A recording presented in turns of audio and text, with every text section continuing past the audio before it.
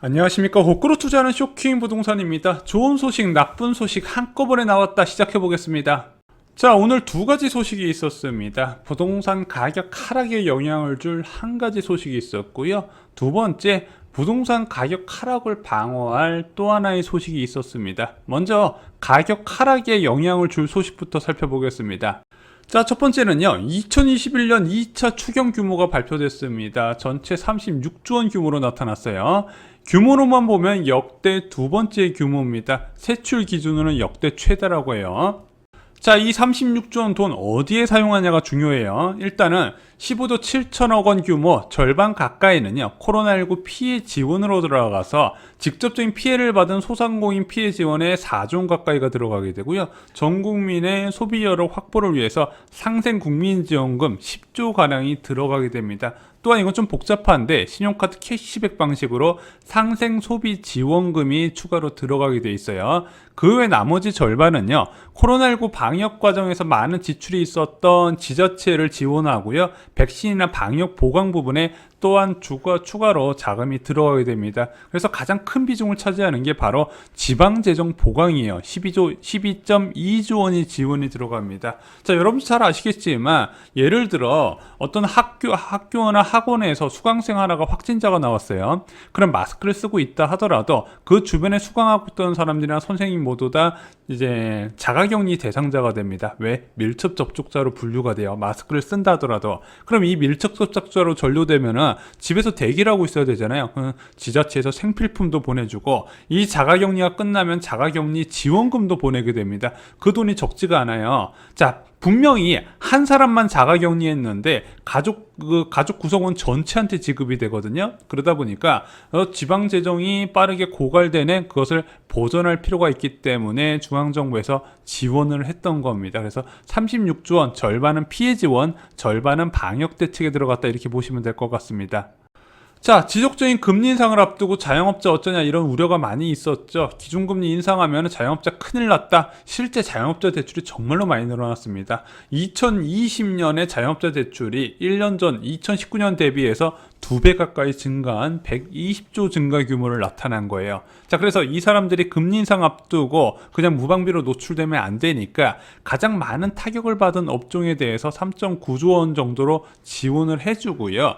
또 다른 방식으로 소비자가 직접 자영업자의 영업점에서 결제할 수 있는 화폐를 한시적으로 지급을 하는 거예요. 그래서 소득하위 80% 대상 총 1,700만 가구에 지급되는데, 이게 그 지역에서만 대기업 관련된 업종에서 사용하지 못하고 사용하다 보니까 생각보다 이게 자영업자한테 큰 도움이 됩니다. 야, 근데 이것이 부동산 시장과 무슨 관계냐? 시장의 유동성이 더 풀리니까 자산 가격 더 뛰나? 이렇게 부정적으로 보신 분도 계시더라고요. 자, 먼저 코로나 국민지원금 지급 시기가 언제인지 보실 필요가 있습니다. 지금 이르면 8월, 늦어도 9월 정도로 보고 있거든요. 그래서 추석 전까지 지급은 완료한다는 계획인 것 같습니다. 근데 이게 왜 중요하냐면은 지금 대한민국에서 금융통화위원들이 빠르게 매파가 되면서 계속해서 기준금리 인상 경고를 하고 있는 근본적인 원인, 자, 두 가지가 있어요. 첫 번째는 금융 불균형, 가계부채 증가 요소 부분이고요. 또 하나가 바로 소비자 물가 불안입니다. 이 두 가지 축이 지금 굉장히 금리 인상 시기도 앞당겼고 자주 올릴 거라는 전망을 만들어 나가고 있어요. 자, 그런데 지금 5월 달에 2.6%까지 올라간 이 소비자 물가 상승률, 정부나 한국은행에서는 별로 신경을 안 쓰고 있어요. 왜? 일시적인 인플레라고 봤던 부분인데, 자, 이 국민지원금 같은 경우는요, 8월이나 9월에 소비 증가 효과를 나타낸다는 부분입니다. 3분기에 소비자 물가 상승률이 높게 나타날 가능성이 있다는 부분이에요. 특히 작년 9월에 일시적으로 1% 수준의 물가 회복 시기가 있었거든요. 그런데 올해 9월에 이런 식으로 국민지원금을 10조 규모를 딱 풀이다 보면 당연히 전년 동기 대비해서 소비가 더 늘어날 수밖에 없겠죠. 그럼 3분기에 물가 상승 압력이 더 확대된다는 겁니다. 자, 올해는 물가가 굉장히 중요한 한 해입니다. 금융 불균형만큼 중요한 것이 바로 이 물가 상승률이에요. 특히 7월달과 9월달의 소비자 물가 지수가 정말로 중요합니다. 현재 2분기의 인플레이션 상황인 건 다 아실 거예요. 약 2.5% 정도가 나올 것 같습니다. 내일 6월 CPI 발표되거든요. 그거 나오면 또 저희가 영상을 만들어 드리겠습니다. 그런데 2.5% 소비자 물가 상승률에도 정부나 한국은행은 크게 반응하지 않아요. 왜? 2분기 때 일시적인 현상이다. 그럼 3분기 때 물가 상승률이 튀면 그때부터 통화 정책이 달라지겠죠.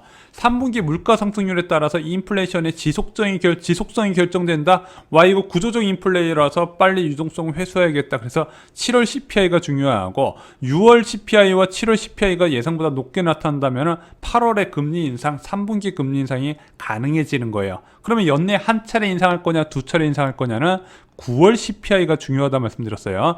9월 CPI를 보고 10월에 통화정책을 반영을 할 거예요. 그래서 4분기 물가 상승률에 따라서 연 2회 금리 인상이 중요한데 9월과 10월 CPI가 중요하다. 그런데 9월과 10월에 국민지원금이 풀리게 되네 소비가 많이 늘어날 수 있다는 부분이죠. 자, 이번 추경은요, 적자 국채를 발행하지 않고 세수 증가 부분을 통해서 감당을 하려고 하고 있습니다. 부동산 시장 호황에 따라서 세금이 예상보다 많이 거쳤다는 거죠. 그런데 이렇게 늘어난 세수가 결국 부동산 시장 하락을 부추기는 용도로 전환돼서 사용이 될 것 같습니다. 자, 반면에 부동산 가격 하락에 방해되는 소식, 한마디로 금리 인상 가능성에 제동을 걸 만한 이슈가 나왔습니다. 어떤 내용이냐? 코로나19 백신 접종 7월 신규 1차 계획이 나왔거든요. 그래서 7월 달과 8월 달에 3분기 접종 계획을 발표를 했는데 좀 자세히 살펴보니까 7월 달은 특수계층 중심의 접종으로 진행돼요. 그래서 60대 이상 접종자, 미접종자하고요. 이제 고3 수험생, 그리고 보육 종사자, 대입 수험생, 그리고 이제 사회 필수 인력 등이 접종이 진행되는 게 7월 달이에요. 그러면 일반 국민들은 언제 접종이 되냐? 50대 접종이 8월부터 진행이 됩니다. 768만 명 대상으로 모더나와 화이자 접종이 진행됩니다. 그런데 20대에서 40대는 4분기로 넘어가게 됐어요. 게다가 이번에 아스트라제네카 접종 권고 연령이 재검토가 돼서요. 50대 이상만 맞게 됐습니다. 그래서 몇몇 좀 이제 빠르신 분들은 아스트라제네카 맞으신 분들이 계시거든요. 20대, 30대, 40대 분들도. 그분들은 2차 접종은 화이자 백신으로 교차 접종하는 방향으로 수정이 됐습니다. 자, 제가 왜 우려스럽냐면 델타 변이 바이러스 상황이 심상치가 않거든요. 아마 요즘 주식하시는 분들 다 아실 거예요. 델타 변이 바이러스 때문에 항공주와 여행주가 일제히 하락하고 있죠. 야, 7월부터 푸켓을 시작으로 해외여행 본격적으로 갈 줄 알았는데 델타 변이란 변수가 생긴 겁니다. 얘가 왜 무섭냐? 알파 변이 대비 전염력이 60%가 높고요. 입원율도 126%가 높습니다. 점령력이 일반적으로 높으면 치명률은 낮아야 되는데 얘는 둘 다 높다는 거죠. 그런데 야, 이런 변종이 나오더라도 이제 우리는 무기가 있잖아요. 백신이 있잖아. 백신을 믿고 있었는데 자, 백신 접종을 성공적으로 마무리해가는 국가 두 개 국가가 꼽히죠. 이스라엘과 영국입니다. 자, 영국은요 1회 접종률이 67%고 2회 접종률이 49%예요. 몇몇 언론들이 전체 접종률만 보고 뭐 인구의 80%가 맞았네, 90%가 맞았네 그러는데 실질적으로 1회 접종률은 67%입니다. 자, 그런데 우리가 알고 있기로는 전체 국민의 70%가免疫力을 갖게 되면 집단 면역으로 코로나19가 확산 안 되는 걸로 알고 있었는데 지금 반대 상황이 펼쳐지고 있어요. 5월 9일 날 1,700명 수준까지 떨어졌던 코로나19 영국 확진자 수가 6월 31일 날 2만 5천 명까지 13배 이상 증가하게 된 겁니다. 그런데 확진자의 88%에서 99%가 델타 변이 바이러스예요. 그리고 신규 입원자의 89.6%는 2차 접종을 완료하지 않은 사람이라고 합니다. 신규 입원자의 65%는 접종을 전혀 받지 않은 상황, 한마디로 1차 접종으로 안심을 못한다는 거죠. 특히 델타 변이 바이러스의 아스트라제네카 예방 효과가 생각보다 낮았습니다. 60%가 좀 안 되는 수준이에요. 이제 화이자 백신은 87.9%잖아요. 그리고 화이자든 아스트라제네카든 1차 접종 이후에 예방률이 턱없이가 나왔습니다. 33%밖에 안 되고 아스트라제네카는 32.9%가 나옵니다. 그런데 아스트라제네카 같은 경우는 12주 간격으로 접종하잖아요. 그리고 대한민국 1차 접종 수 상당수가 아스트라제네카에 해당되는데 야, 이거 2차 접종 맞기 전에 이거 델타 변이 확산돼 버리면은 별로 효과도 못 보겠네, 이런 불안감이 싹트고 있다는 거죠. 그래서 만약 3분기에 델타 변이가 주도적으로 확산될 경우에는 백신에 따른 극단적인 효과를 아직까지는 기대하기 어려운 상황에서 다시 한번 사회적 거리두기 단계가 확대될 가능성이 우려가 된다는 겁니다.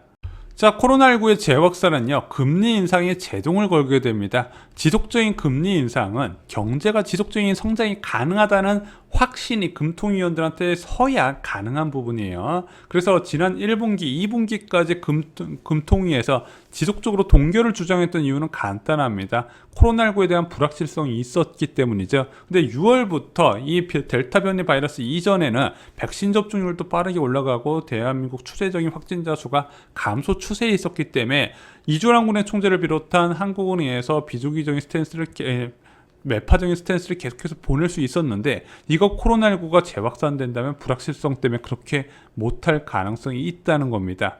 자, 델타 바이러스의 확산이 한국은행의 비주기적 성향으로 돌아가게 할 가능성이 지금 점쳐지고 있습니다. 이게 다 된 밥에 지금 재 뿌리는 게 나타나는 것 같아요. 한동안 코로나19 상황을 좀 잘 살펴보셔야 될 것 같습니다. 지금 부동산 시장에서 금리 인상이 굉장히 중요하거든요. 안 그러면은 내년에 입주 물량이 워낙 부족하고 이 초저금리 장기화에 따른 위험자산 선호 현상이 극에 달았기 때문에 전세 시장 불안에 따른 매매 가격 불안까지 확산될 가능성이 있습니다. 그 전에 금리 인상으로 차단을 해야 되는데 안 좋은 신호가 나왔다는 거죠.